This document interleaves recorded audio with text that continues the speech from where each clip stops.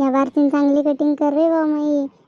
पहिल्या बारचीन मागच्या बारचीन लईच वेगळी कटिंग करलं होतं. ते मागून सारे केस काढून टाकले आणि ते सारे पोरं हसत आहे मले. माणसं पोरं मारा हसत आहे आणि ते चांगली कर रे वो. तो कल्याण गिल्ल्याण मागच्या बारचीन लईच धिंगाणा करून टाकलं होतं ते. हा ना ते अशी कटिंग करतो मी तरी की जे मागच्या बारचीन तुला हसेल होते ना त्यानं पण विचारायला पाहिजे तुला की कटिंग कुठे केली या बारचीन. तर हे काय कटणी करता रे त्या चवना धाव त्या कटणीले.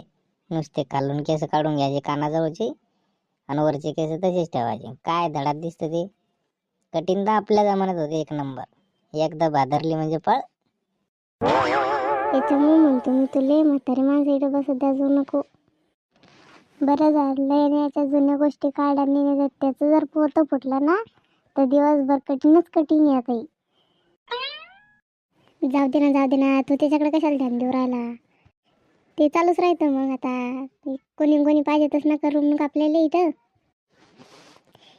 करमणूक तर पाहिजेच म्हणा पण अशी भनकी करमणूक नाही पाहिजे गड्या. मला लय कंटाळा येतो अशा गोष्टी जुन्या गिन्या गोष्टी ऐकायचा.